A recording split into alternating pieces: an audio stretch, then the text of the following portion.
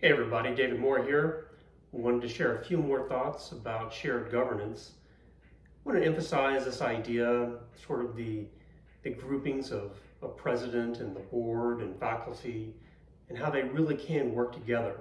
The key phrase, in my view, is that they are all thought partners. Faculty have different responsibilities. President certainly has different responsibilities, and the board has very specific responsibilities. However, working through issues is a thought partner process. And so a trustee needs to be both sides on this coin. They need to be participating as thought partners. They need to be invited by the president and the faculty to be thought partners with their issues, but they also have to be the invitee. They need to invite the president and the faculty to participate in their thought process as well. It's a 360 process, and it's really important that we're not just delegating and identifying where responsibilities begin and end. It is we're using the brain trust of a university from all angles to come out with the best outcome. And that doesn't necessarily mean it's the most efficient outcome, but this is how institutions of higher education work when they work well, is that everybody participates as much as possible to contribute and ensure that there's nothing overlooked, and that every view that has a relevant stake in the outcome has an opportunity to contribute. It's important that part of this process is that trustees not be scared of opinion. And that's a really important part, because we live in a relatively contentious society where people are vying for control and power and access. And it shouldn't be mistaken, though, that getting information and providing information flow challenges that idea of who ultimately is responsible. And so sometimes you want to shy away from hearing it all or giving a forum to anyone. These are just ideas, and it's important for trustees to keep on re-emphasizing that the information that they receive is not policy, it is just information. And that information is neither good nor bad, it is simply food for the process. So there's a hesitancy to reach out to constituents and to listen, simply because there might be a scene of losing control or allowing one stakeholder to sort of get the upper hand over another. And I would encourage you to dissuade yourself of that idea and focus on giving as many people as possible access, no matter if it's supportive of where you believe you're going or if it's contrary.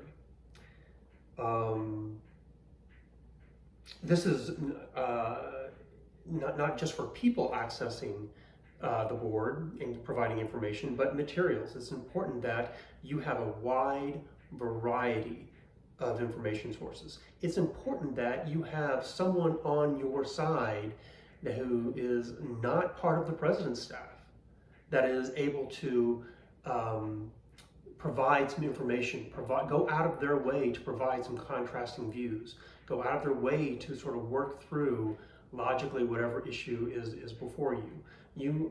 It's simply having an advocate to ensure that you have equal access to information is a really important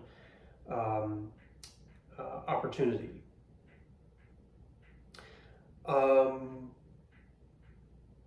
Invite faculty and welcome them to participate in this process. So if you're given a presentation on a particular thing from the executive staff, this is a great opportunity to invite faculty to do a follow-up, to provide their lens and their views. This is a great opportunity to use your faculty representatives, or the faculty senate chair, or if you're a unionized campus, the union representatives. It's important for you, let me re-emphasize that, don't let anyone restrict your access to information. And I mentioned before, not allowing yourself to restrict access to information, but don't allow the president, don't allow faculty, don't allow other board members, don't allow politicians, don't allow students to restrict who you have access to. You can't be a thought partner if your information flow is in any way restricted. And a president who doesn't embrace that is, it's got some leadership challenges. You need to know that what is going on in your institutions, and your president needs to be confident enough that they can carry whatever case that they present, despite making sure that you have access to information. So you need to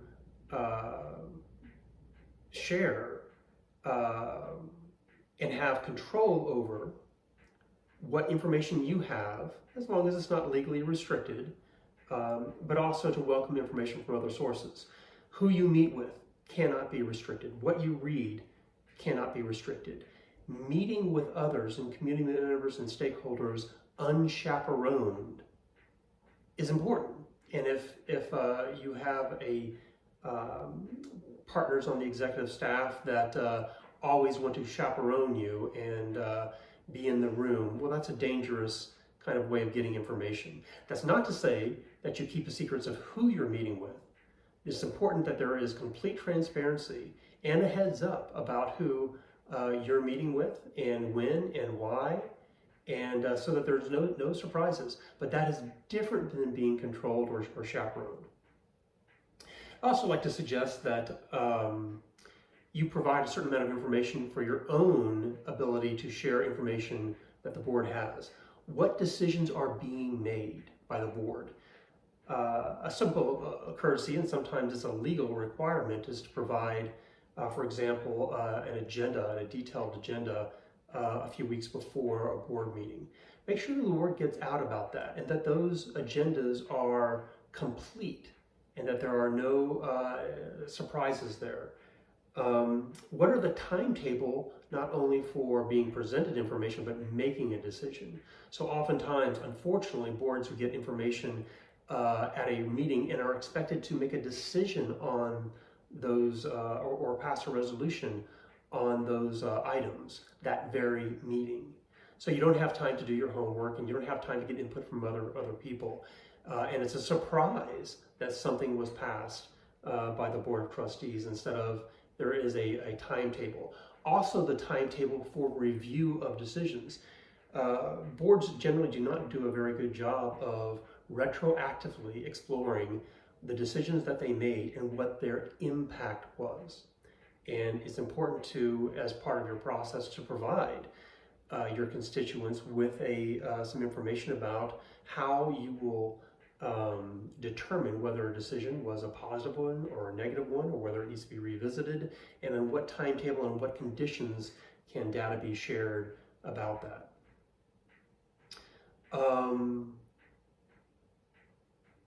Also, I think it's important for stakeholders to understand why a particular issue is in front of the board.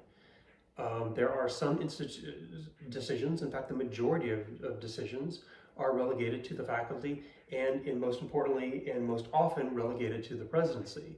They don't require board action at all. This is the purview of running the business. But there's others that do, and so I think the stakeholders deserve an opportunity to understand why a particular issue is in front of the board. Why does it merit board attendance and attention? And that can solve a lot of problems. Often there's a perception among stakeholders that a board of trustees is somehow a court of appeals. So if a president doesn't make a decision that they like, they can bring it up to the board. That's not how institutions work, certainly not how institutions work well. There are certain issues that are put in front of the board because there's legal and fiduciary reasons to do so.